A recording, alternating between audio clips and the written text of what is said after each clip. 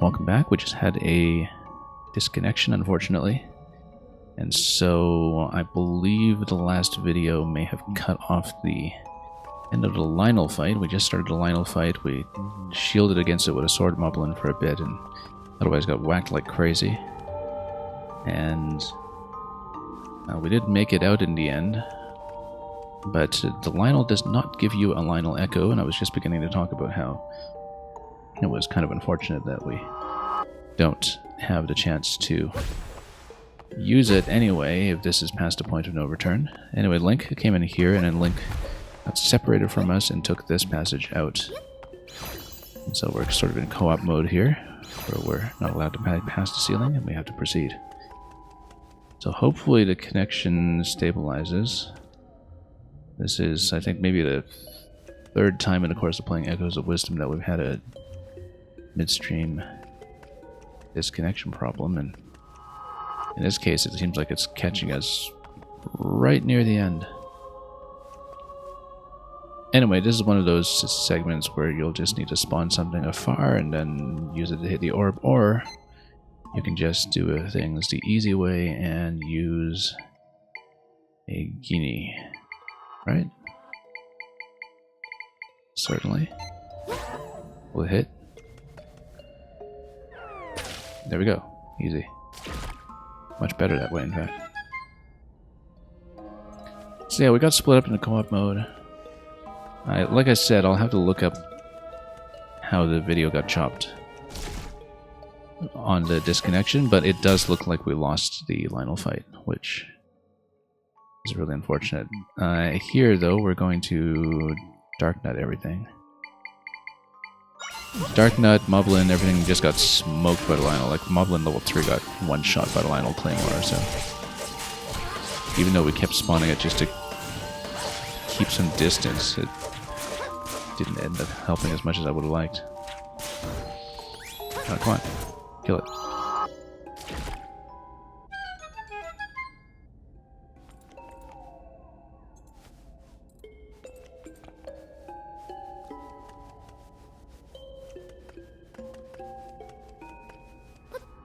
Okay. So, well, we're in our own separate room here. Maybe we get a side-scrolling co-op room with Link next.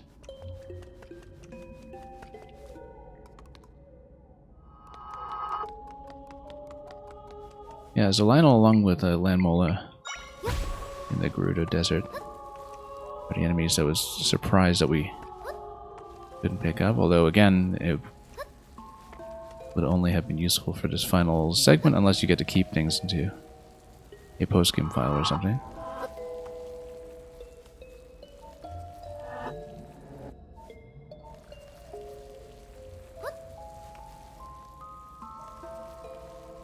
I bet we get to just use Strangula here. Where are you? Gotta look at my spider list. Does whatever a spider can. There we are. So then we just bypass over here, right? Was there some kind of upper segment there that I was supposed to deal with? Oh, this is a Gustmaster. It seems like there was something that was supposed to be up here that we might have had to hit, but... Well, let's take a look. No, nothing. Oh yeah, this is supposed to be just a reverse bind exercise, but we just got around with Strangula, so... Also, I don't have arrows anymore, so I can't just whack the Gustmaster. However, we have wind immunity. I'll just use that instead of dealing with anything fussy.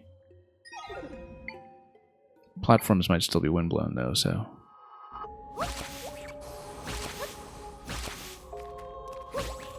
Oh. Oh, I see. That might not work so well. Yeah, because they're blown upwards and we don't care. Lots more Gustmasters. This is supposed to be a timing segment, and again, we don't really care. Oh, whoops. Maybe should have not stepped that way, but that's okay.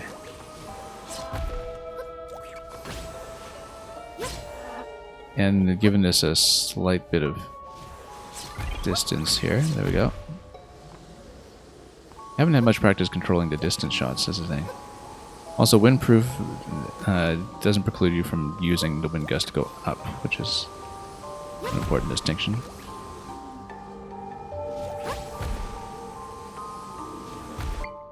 I wonder... Yeah, I think wind still blows away the clouds, though, so we don't want to rely on that too much.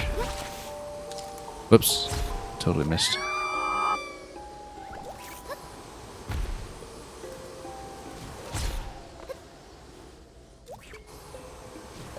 Can we? Yeah, so we'll just get around the Gustmaster using our windproofing. Oh, nope. Once again. Trying to get too fancy here. Whoops. Trying to get really too fancy here. Alright, let's get rid of this. Let's just start this one over again. Although we can just go here. Why don't we just hit the Gustmaster with something like... Yeah, it gets pushed, but then... lick it to death. Or use something with a ranged attack. Or use this to just squash it. Not this. Sorry, Plat Boom. That's what I'm looking for here.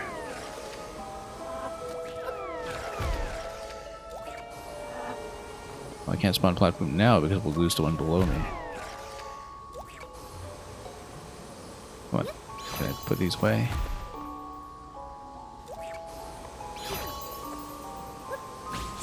There we go, crush it.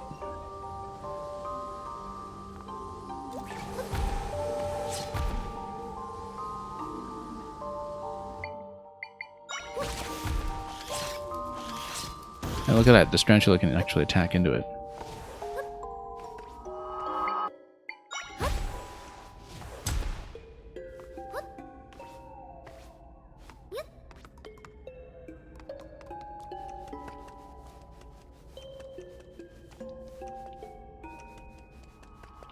Okay, so what's Link going to do down there? Is he going to press the button? He doesn't need to, really. Yeah, I can... you actually still would need some pressure here. Oh, I can't spawn through a wall, I see. But I can move something through to that location.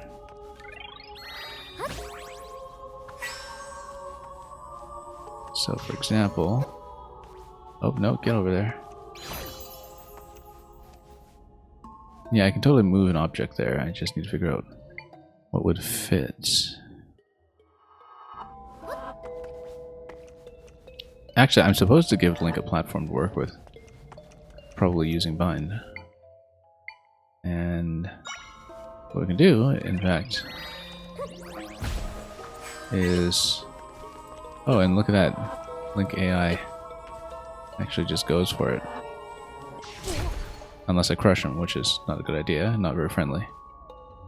If you'd like to get out of the way, actually, we prefer not to squish Link to bits over here.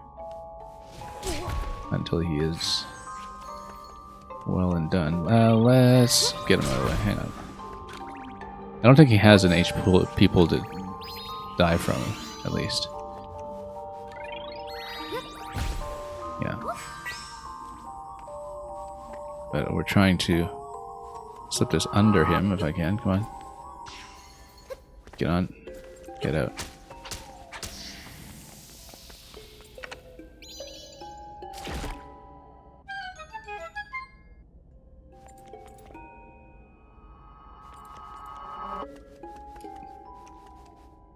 Okay. Reunited at last. Let's keep going. Let's get into a bed first. And then we'll get going. And yeah, too bad if we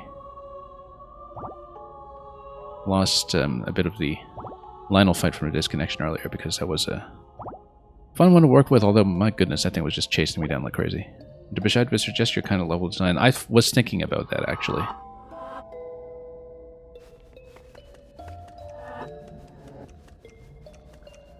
This must be what one of those Joseph Fares games plays like. That's kind of my impression of that as well. You know, a guy who's just the alt co-op specialist who made It Takes Two and so on.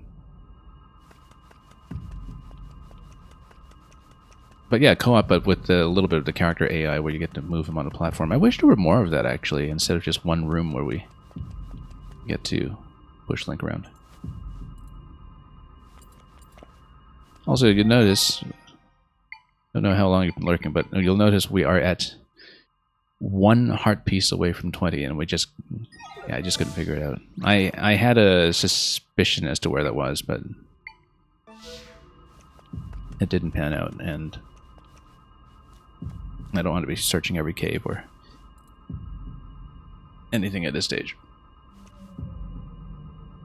Anyway, I guess this is the point at which we just jump down. Can I pick him up?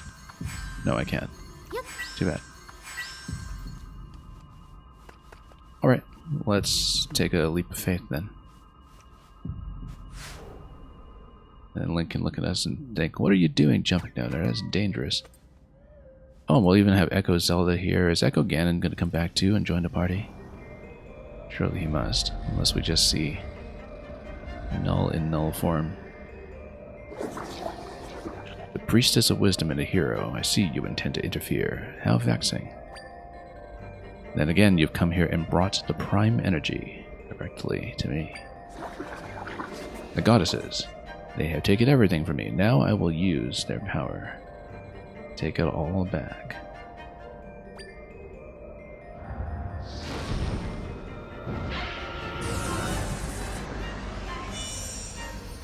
Okay, there's presumably the Triforce of Power. So this is the Prime Energy.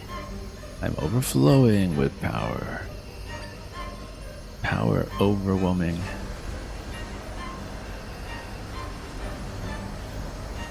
For those of you who know your old StarCraft cheat codes like the back of your hand. The Deku tree looks like a narrowly evaded disaster, but maybe not. Okay, I guess the world is going to be taken apart anyway, so.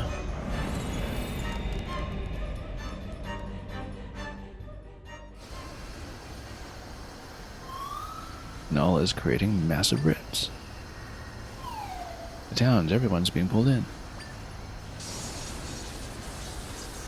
This isn't even his final form.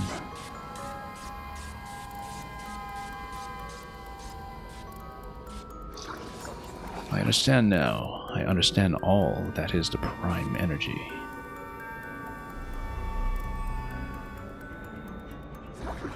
Yet it is insufficient. I hunger for more. I must have everything.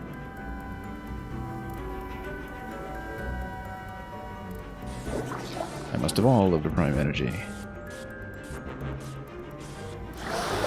Give it to me.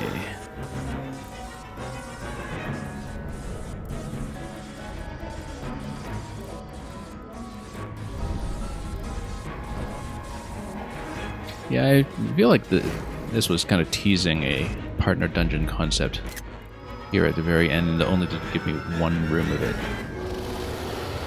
Whereas if you look at something like Wind Waker, even back then it was really leaning into that idea. Anyway, Link has to do all of the defense here. Oh, we're going to use the same approach that I did with Ganondorf. We're going to go with Mass Beamos.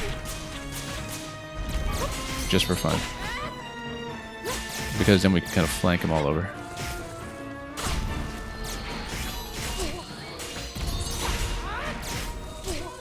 So this was how I approached Ganon in the boss rush,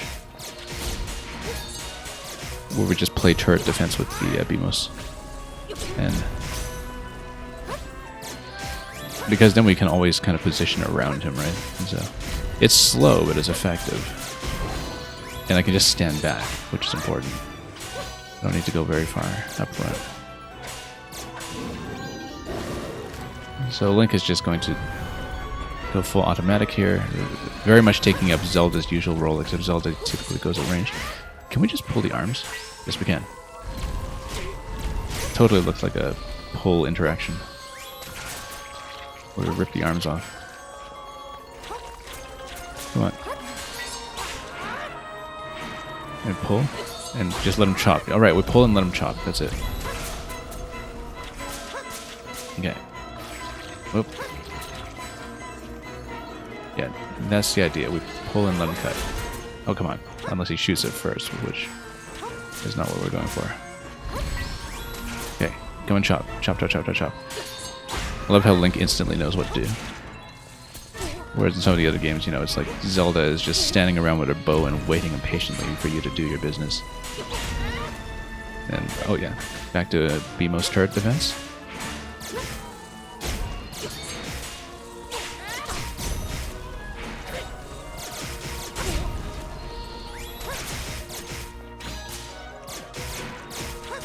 Yeah, I mean, you know, why bother going in close, right? We can just do this instead. Oh, you know what? We can totally pull the arm at this point, too. Except that I lost it momentarily.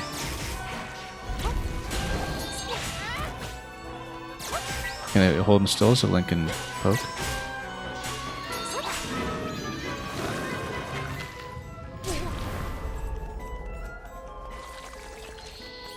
Okay. Slice those tendons.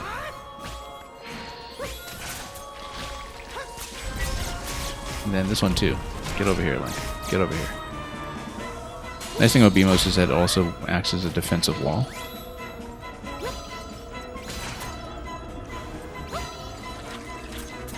And so we can go for the grab. There we go. Slice. Very good.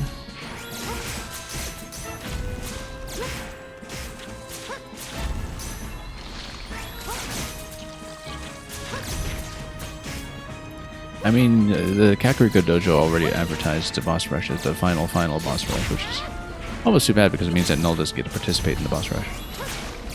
Unless there is like a true final post-credit one that includes him as well. Oops. I didn't mean to pick up Link there. Although I feel like the fact that we're allowed to pick up Link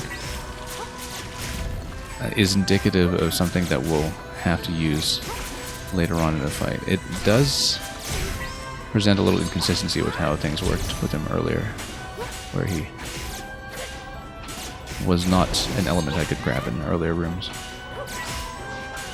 You know what, let's at this point whack him with Dark Knight or something.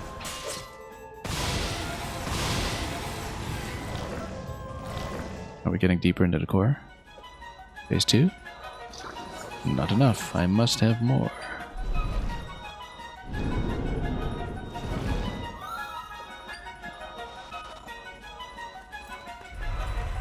This is the Metroid Prime segment, I suppose, where he just goes deeper and deeper into the cavern.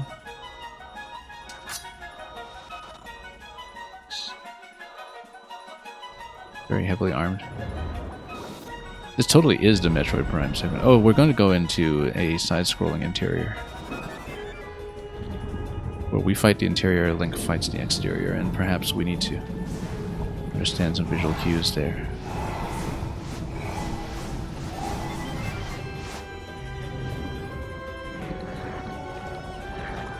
Okay, so we need to release some of the Tri-Orbs, I guess.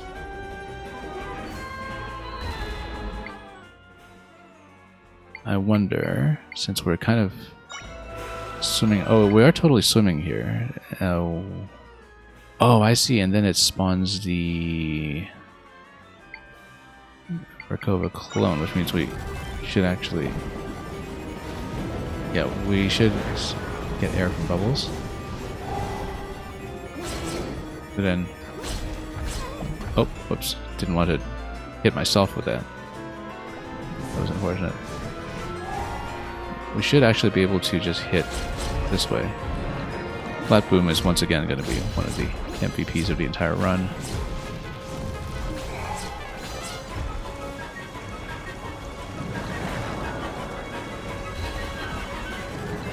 then we can go for the chompfish as well. But I feel like Plat Boom's a pretty good idea here in that you can instantly damage all 3 layers. What would I do without this guy? What would I do? Honestly, how come we're taking chip damage here? What from?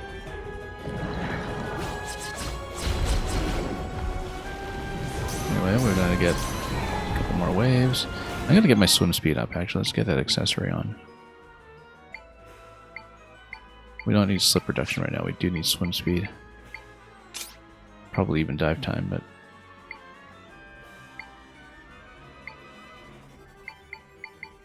Where's my... Improve? Yeah, since we're underwater.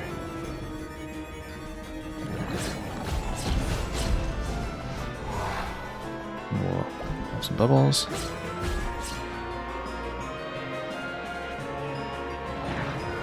And then head down.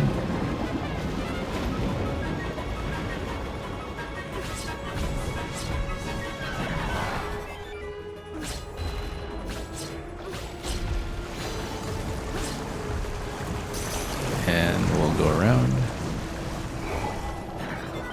Oop, hit the wall here. Okay, good. Nice phase.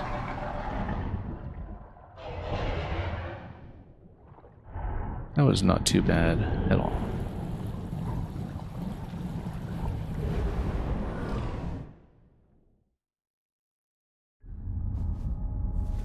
Okay, is there more?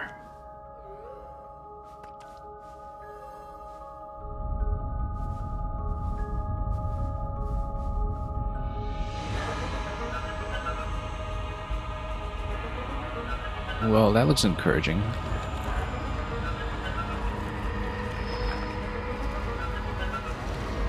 That is not so encouraging. Because it has now consumed all the light power, and we have even more arms to deal with. We'd better potion up at this point. And also get some of this swim stuff off. And get back into maybe slip and windproof.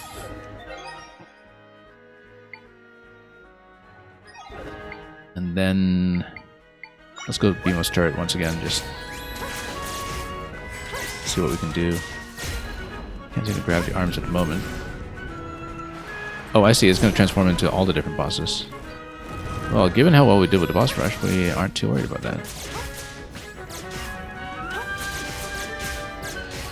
I wonder if the masks give you a visual clue as to what the transformation will be. So Mogriff is here. Mogriff tends to run into rocks, but we don't care. It's not going to do that part of the phase. Yeah, he's just going to try to echo a little bit of everything while power suffices. I love playing this turret style.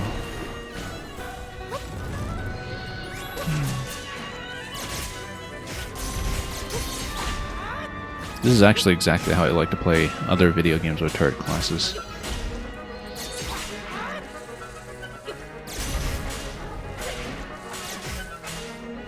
And whoops. Not that I've ever been a shooter player, but back in Team Fortress 2, I play a lot like this with Engineer. I typically play a lot of the turret classes in some other games, like Heroes of the Storm and so on. Just get the Probius photon cannons down everywhere, you know? Anyway. Felt pretty much like this. And I like that this game just allows that playstyle. We actually haven't been using it that much. I only started using this sort of mass Beamos thing as my method against Ganon in the boss rush. Okay, can I grab the arm? Almost. We'll let Darknut just zone everything out here. I can't grab these. Can I grab this one? Nope. We just need to avoid it. Can I grab this one? Nope. We just need to let Link do that. So Darknut 3 is just going to zone everybody out. He's just going to whirlwind into everything here and take care of business. What a tank, this guy. Anyway, whoops. Didn't mean to pull Link out of there, but...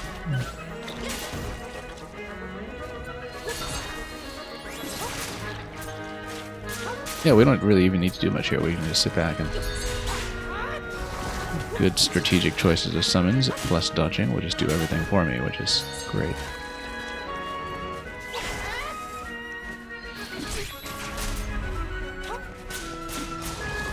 I'm still thinking about that last missing heart piece. I'm a little bothered by it.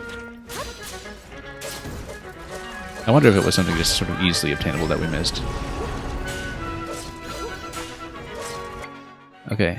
Darknut probably just does fine here, but we'll go with BMOS anyway, just for fun. So we can do triple BMOS. Oh, here's Ganon. Triple Ganon.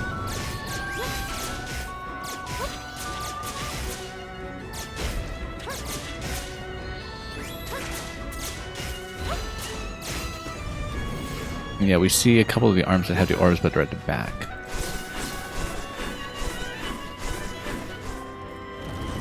So we actually do see shades of every boss here, which is why the boss rush practice was quite nice, even though these are just attack patterns. It's not really the full pattern or anything.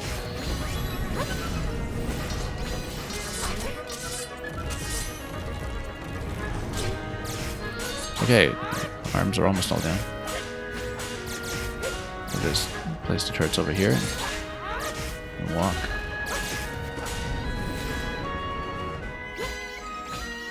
It's kind of interesting that by taking away the central weapon set and outsourcing it back to Link, that in some ways it really kind of simplifies my interaction with the fight as the player, where we don't need to be thinking about the energy meter and about the rhythm of switching all that much, unlike how we had to do with certain fights like...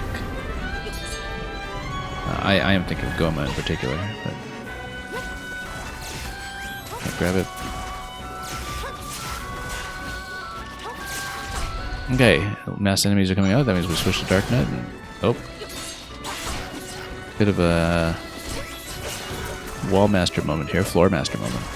We need a bit of an escape here. The Darknut would finally help me. There you go. Damage reduction is about to wear off. Okay. Darknut will tank everything.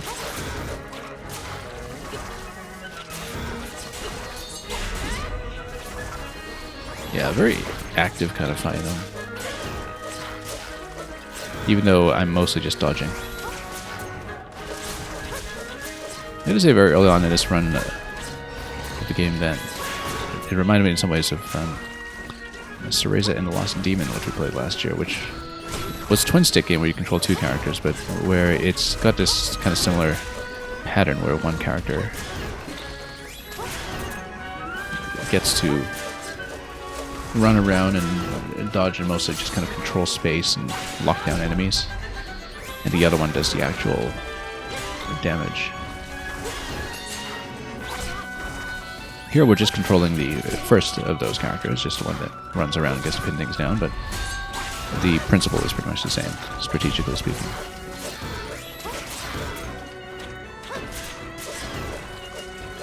And yeah, it's much more strategic in a way that I don't have to spam buttons or anything. I'm just thinking entirely about placement. And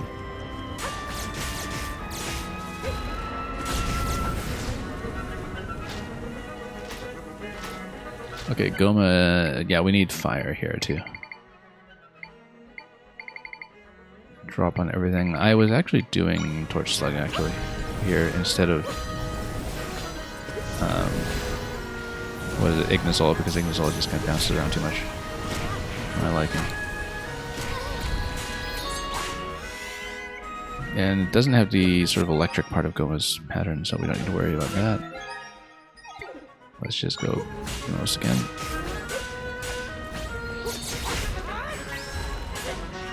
Yeah, I can't really do anything by gripping him. Oh. Staying a little too close here. Whoa, is anything way too close here? Did we get hit into fairy range? We didn't. So let's get a smoothie on.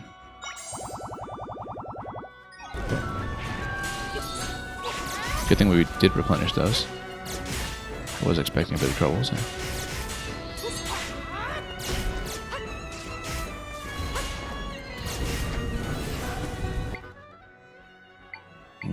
Better switch back to Dark Knight here. Let's get that feeling. Oh, maybe not. It's just Ganon dodging. Whoops. Guess we don't have to play too much Ganon Ball here. Yeah, because we don't have that many targets to hit at this point, we'll just go Dark Knight for the arms. Once we lop off the last arm, I think we get pretty close to finish. And this is all dodging. The Lionel was actually tougher than a lot of this, in that the Lionel would just chop through everything I could summon and add it in one hit. And would also chase me down faster than I could move. Okay, Blob's down. Now what do? Do we... No, let's pull the Triforce out. Let's pull it out. Yank it out. And spam the button to protect the Earth. It's kind of like the opposite of smacking a sword into Ganon's skull or whatever, right? So yeah, we just grip, yank it out, and then... There we go. I love the mask motif on this. Of course it's evocative of Majora. Especially with all the different echoes and transformations that are embedded in it. Like, I feel like there's this kind of oblique connection to Majora's Mask lore here that is very satisfying in its own right. I haven't quite thought about that thoroughly yet to work out how that would go, but of course, you know, I mean, a lot of game-to-game connections in the Zelda stories are often done more suggestively than overtly.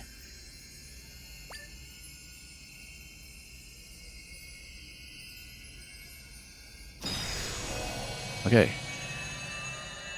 Tap the Triforce together and... Sure, we'll give it to you.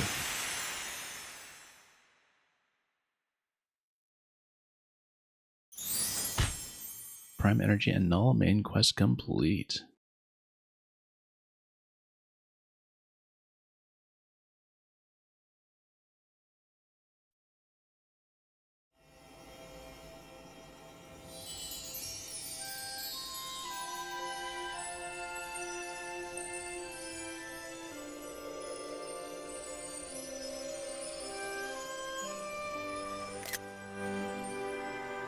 I love that we get to see the scene with the matching costumes. Completely worth it. We'll be taking screenshots here and there, of course.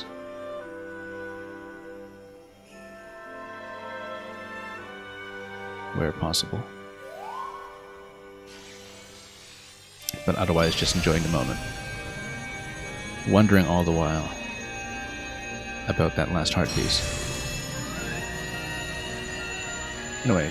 Try in the sky.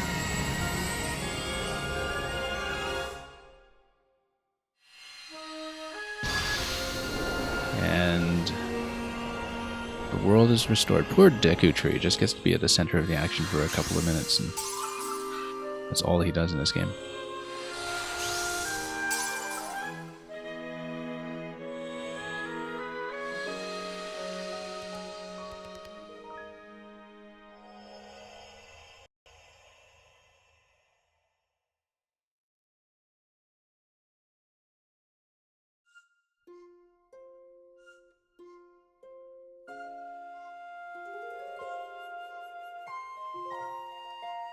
Yeah, I love that we get to finish with the green tunic here.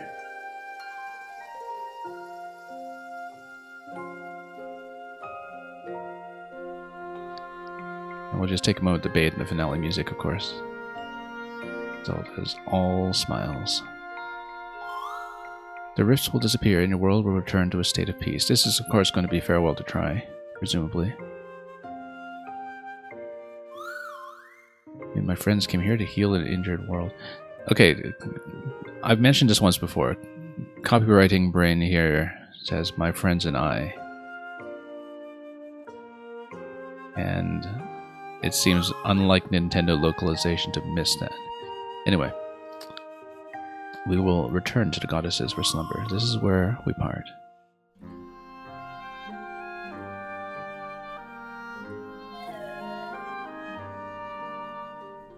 Copy editing brain, rather. Anyway, what's wrong, Zelda? Hyrule's back to normal. And my friends and I have finished our work here. But you seem like you're not happy. I mean, I think she realizes this is a moment of parting.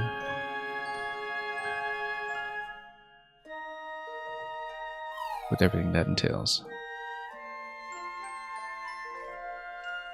We won't be together anymore.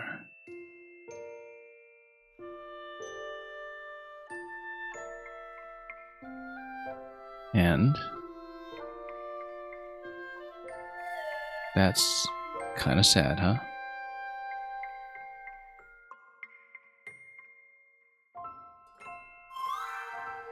Zelda, when I look at you, I feel all warm inside. I think I want to tell you about this feeling.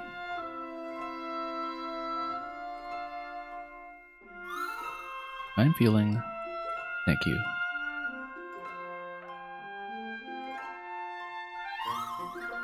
I didn't understand this feeling before, but I do now.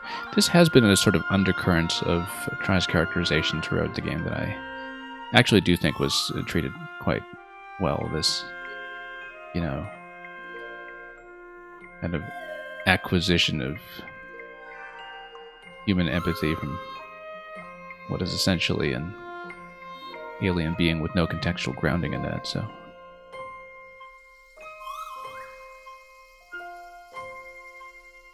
Rather sweet little moment between them here.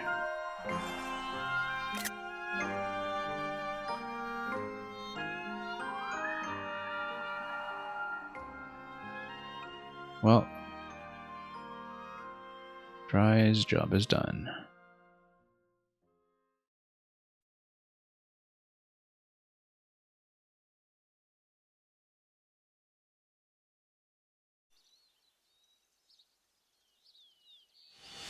Alright, let's see the ending. The epilogue, as such.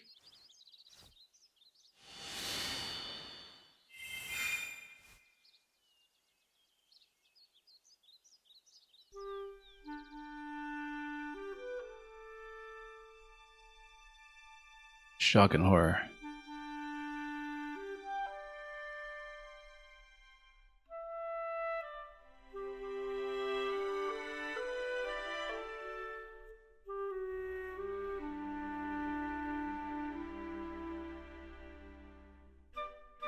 And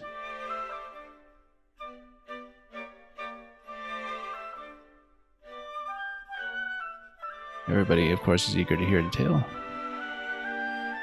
Now everyone can see Tri having gone through the rift, except Tri's not here anymore, so too bad. Anyway, full cast.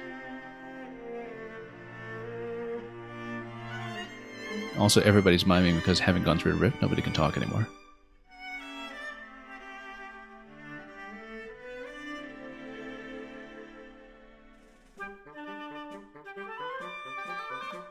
But we can kind of glean from this that Link is busy explaining that Zelda did all the work, apparently.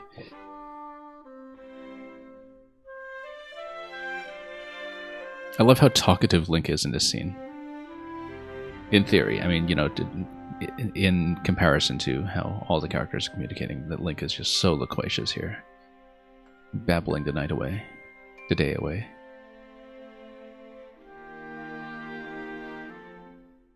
Zelda's going to, of course, remember her friend's contribution to all this, and all the while still holding the rod.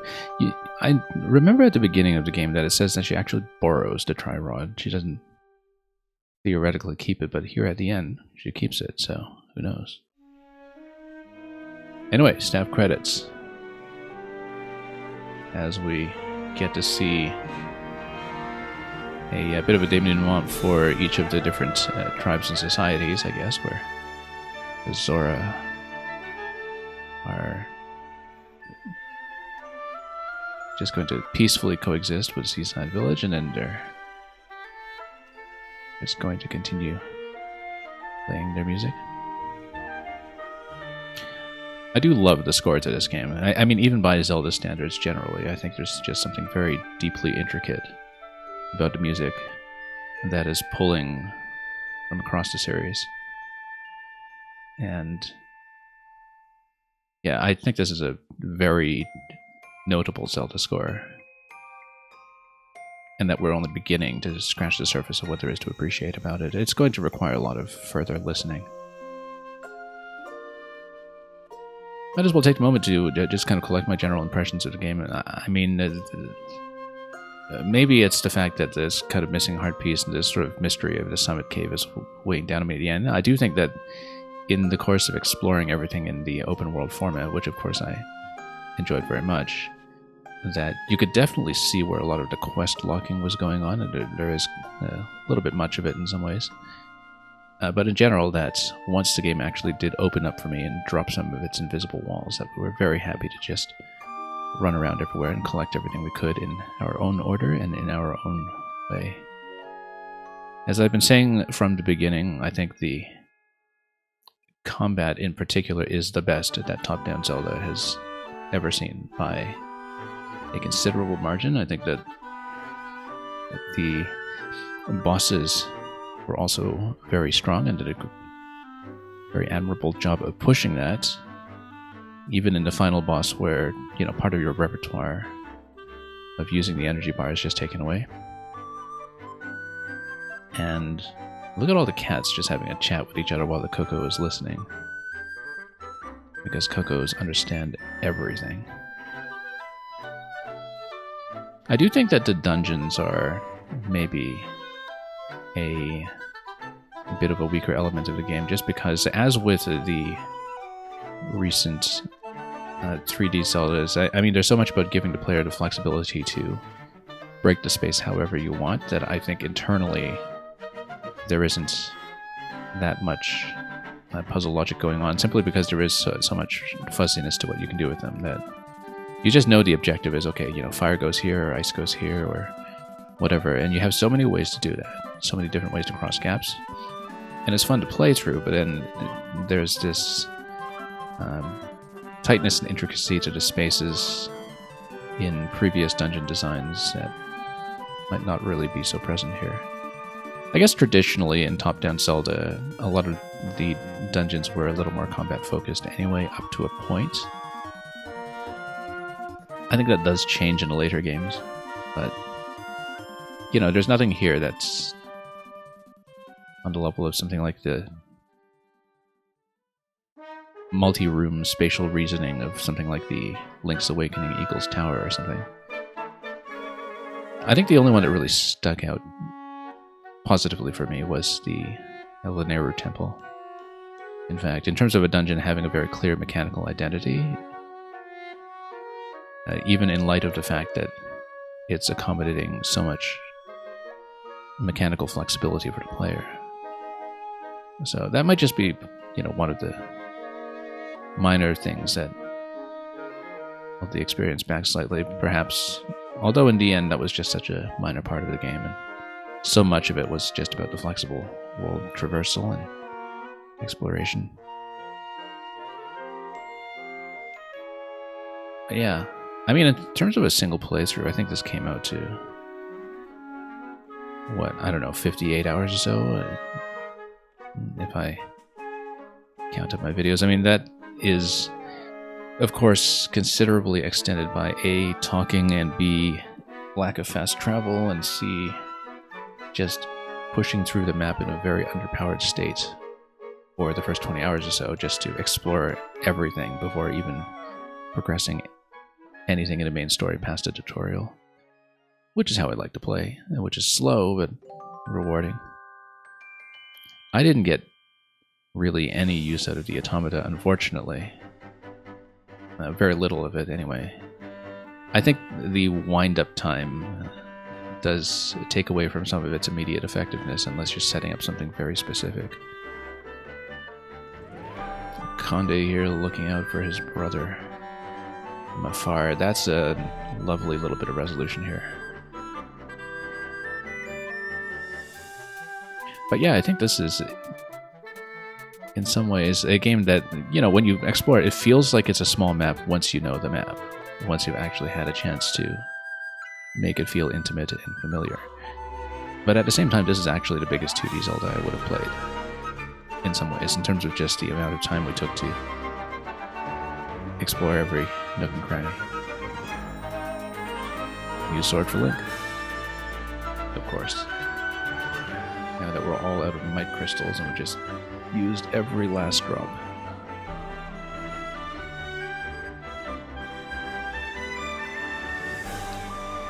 But yeah, we'll be thinking about this one for a while. I might have to look up the last heart piece. I might even do that now, in fact. I don't like looking things up externally. I really prefer not to, but if it is something like a heart piece just deep in a cave somewhere, or again locked behind fast times for everything in a dojo, you know, we're not doing that soon, but I strongly suspect we missed something with a Summit Cave, like some kind of quest pointer that is just obscure.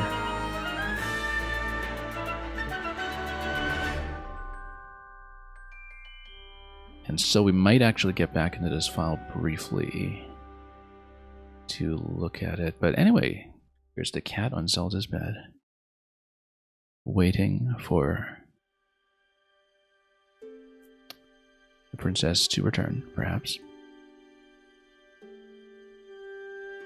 Or just looking at where the Tri-Rod has taken up its place of honor.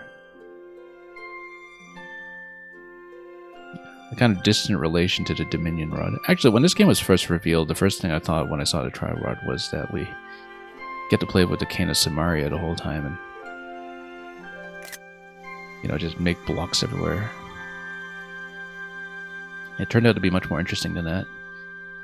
I think the identity of the Tri-Rod is bound up much more in spawning enemies than blocks, actually. I wonder if we get a title screen change. We don't, but that's okay. Let's take a look at what my save looks like. It does have a star in it. And I'd like to see if there's anything with the post-game saved, like a quest checklist that tells me how many numbers of quests I've done or how many numbers of echoes I've collected. Just to see if we are actually at full completionism, but we are effectively done. Except I may actually look up the last heart piece, much to my irritation. Yeah, so you can now view the total number of echoes, pieces of hearts, and more by checking your notebook and pressing Y on the map. If you talk to the Deku Tree, he'll tell you which regions to visit to find echoes you haven't learned yet. Now that's interesting. If it's a lot that's missing, we may leave it to a separate post-game session, but let's take a look at what we have here. 126 out of 127. We're missing one echo. I wonder if we get to pick up the Lynel. Although it occurred to me that 126 out of 127, of course we have to get this. Although it occurred to me that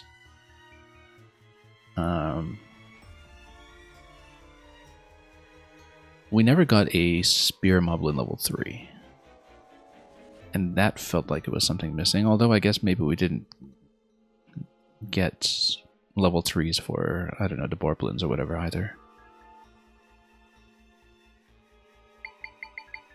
Let's eliminate some dots here. 126. What are we missing?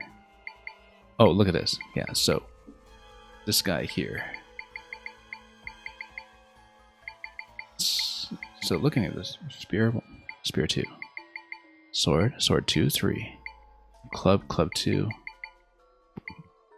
boar 2. So what goes here? I wonder if it's actually the Lynel. It's I mean, unless it's boar Boomerang Boar level 3. It's got to be something that's unique and which has its own level, and that would fit there as a Moblin variant. So maybe it's a Boomerang level 3. And yeah, I'm just going to get rid of the red dots just because we can. Plat Boom and BMO's coming in at the end there. Automatons, all 6, yeah, we know that.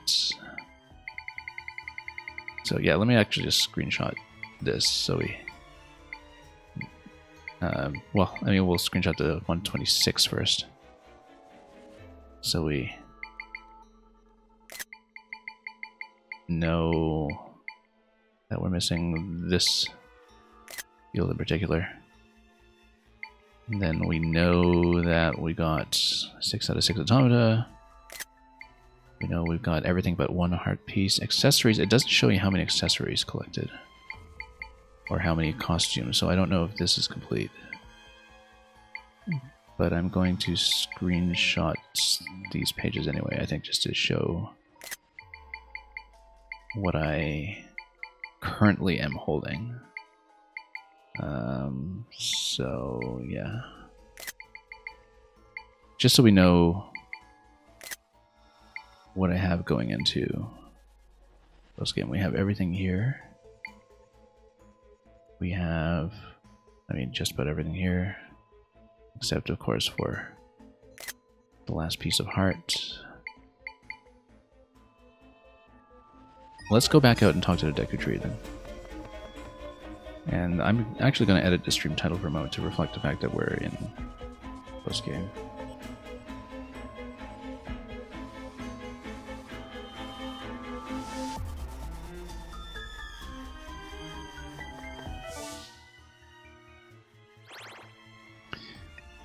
Okay.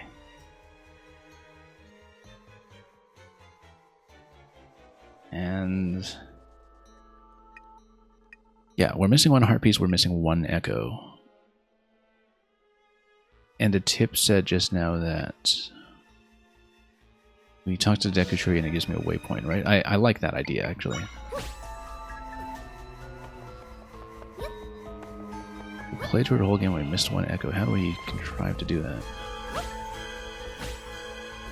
And maybe the echo that we're missing will also be a clue as to the heart piece that we're missing. One would hope.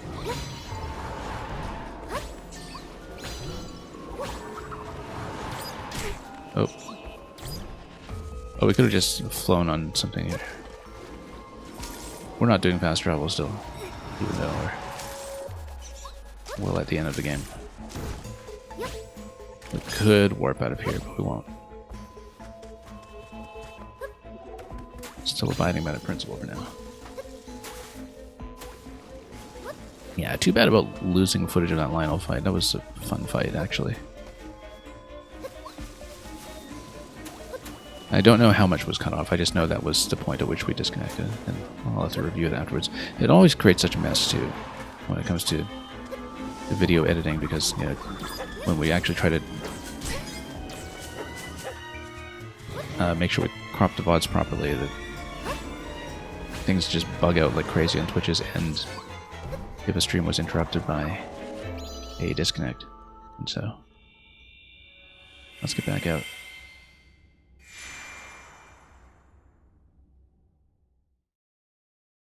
But yeah, given that the Lionel was the one enemy that we didn't get to pick up, I hope we actually do get to pick it up. Although it seems overpowered, it just, like I said, was slicing through all of my level 3 summons with the Claymore instantly. Just one-shotting everything inside. So we'll talk to the Deku Tree. Also, once we get out of here... Yeah, so pieces of heart 30, my crystals 150. We know that. We know that precisely. And the fact that we got that much done before getting into post-game is kind of nice. But I guess we did have this one last echo remaining as well. This is going to be a bit of a dangling bit of business that we should try to get to.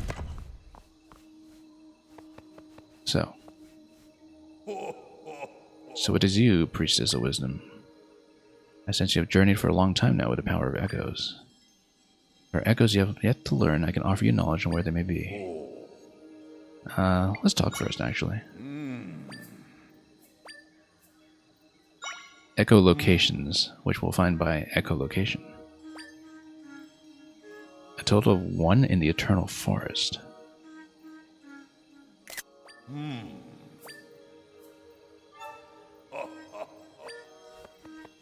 Okay.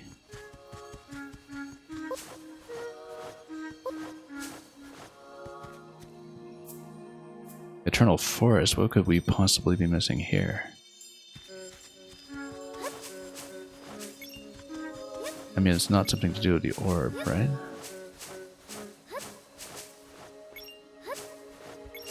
That's not what I expected. I mean, we definitely have this guy already.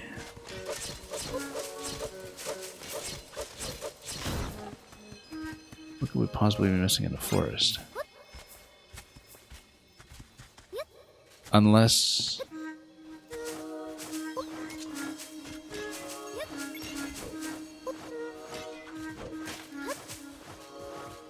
Unless the final zone counts as part of the Eternal Forest. In which case it actually would be something like the Lynel. Maybe. Except that's past the point of no return, so there's no way that could be that. Yeah, it can't be that.